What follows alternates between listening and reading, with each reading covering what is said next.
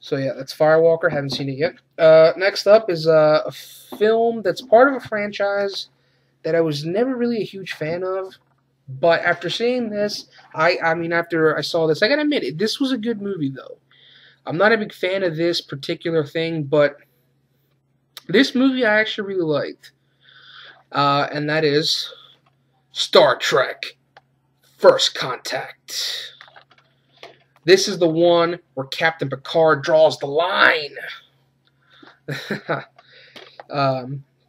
If you've seen the movie, you know what I'm talking about. Then that's actually my favorite part in the whole movie, is Patrick Stewart's thing where he's like, "We must draw the line here, this far, no farther, and I will make them pay for what they've done."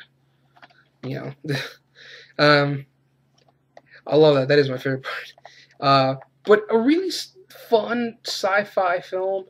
I was never a big fan of Star Trek, either the original series or any of the later incarnations of Star Trek. But I always heard good things about this movie, and it always interested me because I gotta admit, I always thought, like, when I first heard about these guys, I always thought the Borg was a cool idea for villains. You know, they're essentially like space zombies. You know, they just want to assimilate everything until everything is like the Borg. You know, I just thought they were cool villains, and you know, overall, I like this movie, Star Trek: First Contact. It was enjoyable, and this is the 2-disc special edition. This is out of print too, but it's still available on Amazon. Plus, the re-release of the Blu-ray has all the features. So, and it's got a ton of features. So I got to check these out one of these days. But Star Trek: First Contact, I was pleasantly surprised. That's a really fun movie. Next up is actually a TV show set of a TV show I very much enjoy. It's on Comedy Central. It's hosted by a comedian named Daniel Tosh, and his humor may not be for everybody. I think some people might get offended by it, but I think it's really funny. And that is Tosh.0. It says hoodies because it is the first season, which is only about 10 episodes, and every season he always has like a different wardrobe. And in the first season it was hoodies. That's why it says hoodies right there instead of like season 1. But it's a fun show, Tosh.0. It's mainly a clip show. He shows clips from the internet and he makes fun of them. And he gives people web redemptions. So he finds like a famous clip online of someone, like that one Miss South Carolina who was asked that question about why people can't identify the U.S. on a map or on a globe, and she goes off on like this weird tangent.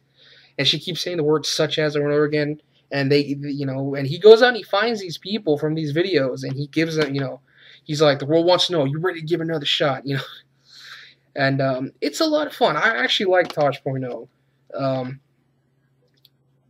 Some of the jokes he does are kind of gross, and like I said, some people might get offended by his humor, but I like Tosh.0. I think Daniel Tosh is actually pretty funny. He's definitely not afraid to poke fun at touchy subjects. Next up is in my opinion, one of the best films of the year, and just a fucking awesome action movie, The Raid Redemption. A funny story about this: I couldn't find this in any fucking store. Now, where I live, there's only a couple places to buy movies. Walmart, which is where I usually go because they have the best deals. Blockbuster, but they don't always carry new movies, I realized. New releases. And that's about it, unless they have it like at a grocery store, like at my local Lucky's or something like that. But for new releases, I go to Walmart, and they didn't have it there. I looked all over the place. They didn't have it. Finally, I asked someone if they had it. They said, no, unfortunately, we don't have that. So I don't know what the hell was going on. So I went online, and I bought it, and it cost me quite a bit of money because I paid for 1-day shipping. So this cost me about $30. The movie itself was only $14.99, but with shipping, it was like $30. But because I didn't want to wait another week, so I just paid for 1 day shipping. But that was bullshit. I don't know what the fuck was up with that Walmart. And this is just a fucking kick-ass martial arts action movie. I went to see this in the theater, too. I drove an hour out of my town to get to a movie theater that was playing the movie because I wanted to see this in the theater. And it was a great fucking experience. And I'm glad to own it. And you know what? After seeing this, I gotta be honest.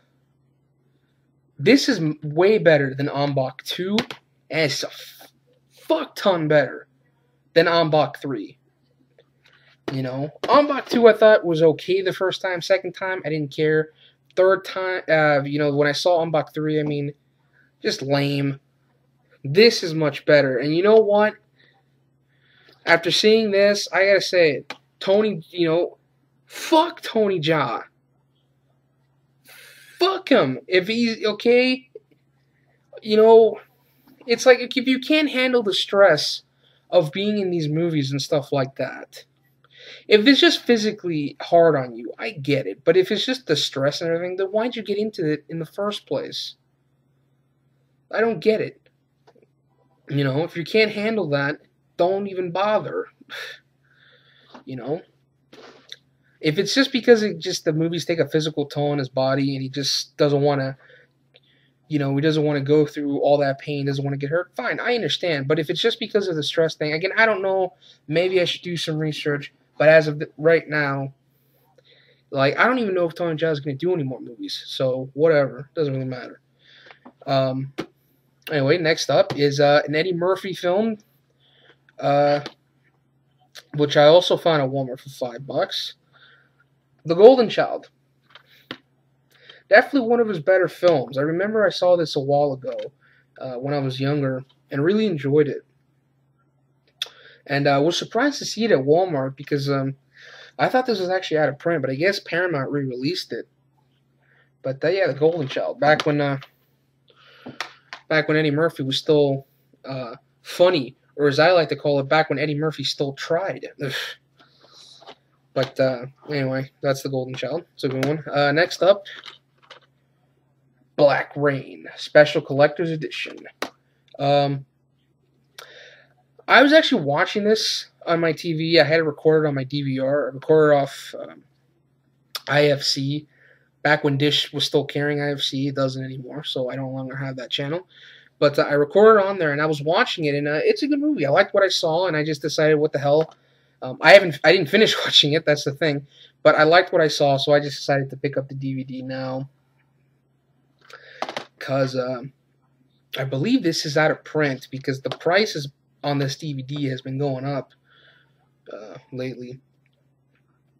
But yeah, Michael Douglas is great in this. I really like his character. But looking forward to seeing the rest of this. That's Black Rain. Next up is, I guess, more Eddie Murphy movies here. 48 Hours and another 48 Hours. And the reason I got this double feature is because the single disc release, at least of the first one, I heard was only in full screen, and this is in widescreen, which is why I picked it up. Plus, it was cheaper, might as well, you know, to get both movies. And it's not a flipper disc, at least. It is probably compressed, but I'll take this over a flipper disc, because those are a pain in the ass to take care of. Those get scuffed up and scratched really easily. But yeah, it's another 40 hours, another 40 hours. Haven't seen them, but I've heard good things. These next two are from overseas. I got them on Amazon UK. The first one is a Rutger Hauer movie, which I've heard a lot of good things about this movie, mainly thanks to Rambo Raff for Life. He's talked about this movie before, and it looked like a really cool movie, and that is Split Second.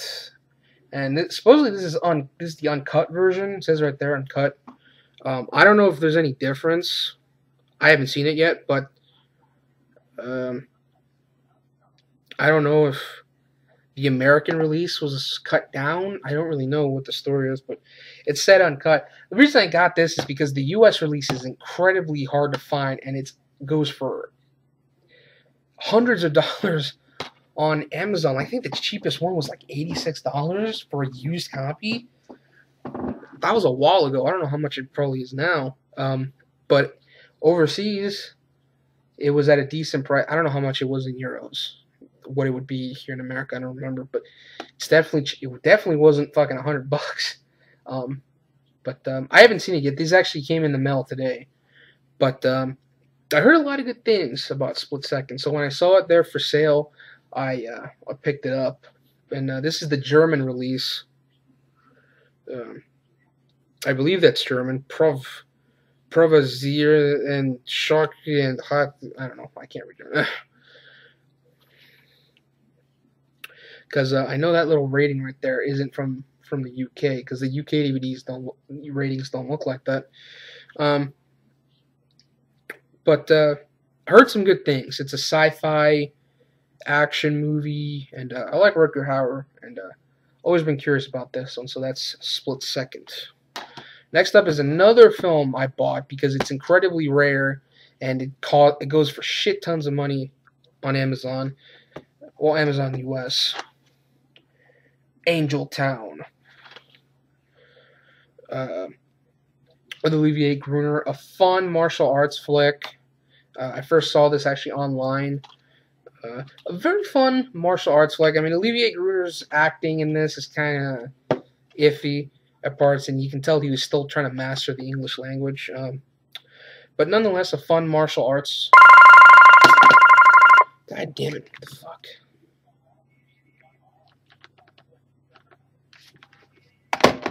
Telemarketer. But yeah, Angel Town. There's still some copies up on Amazon UK, and this is probably going to be your, if you want an official DVD and you don't want to buy a bootleg, this is probably going to be your only solution, is to just go buy this on Amazon UK. And I know this wasn't like $100. So yeah, Angel Town. It's a fun martial arts flick. Next up is 2 TV shows, and I believe, yeah, after this, that's it. The Lone Gunman, the complete series. I do like these characters. They're from the X-Files. This is an X-Files spin-off, and this is definitely much more comedic. I know the X-Files has some funny moments, but this is definitely just a straight-up comedy. And I do like these guys. I like these characters, the Lone Gunman. It's, if you've seen the X-Files, it's too bad the way their characters went out. They get killed. Spoiler alert. But they didn't die. At least I don't think they died for some bullshit reason. At least they died for something, But it's Lone Gunman, the complete series.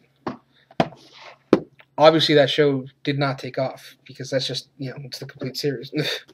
And next up is an animated show that I grew up with as a kid, and I still think is a great show, even now to this day.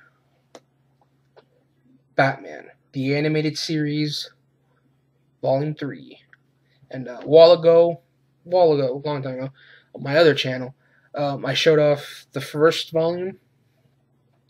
And now I just need Volume 2 and then Volume 4, which is when it became The New Adventures of Batman and Robin, which is when the show kind of went downhill, but it was its final season. And but I think it was still a pretty decent show, even when it became The New Adventures of Batman and Robin. And they changed the animation style, but it was still a good show.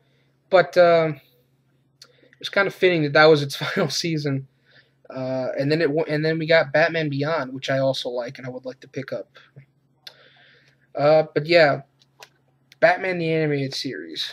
This is the way Batman is supposed to be, and it's still, in my opinion, the second best incarnation of Batman, next to Tim Burton's films. And Kevin Conroy, who did the voice of Batman, I would say is the second best person to ever play Batman. Just with his voice alone, is what makes him the second best Batman after Michael Keaton. But yeah, that's it. This is definitely going to be in 2 parts, at least 2 parts. So I'm going to stop talking now.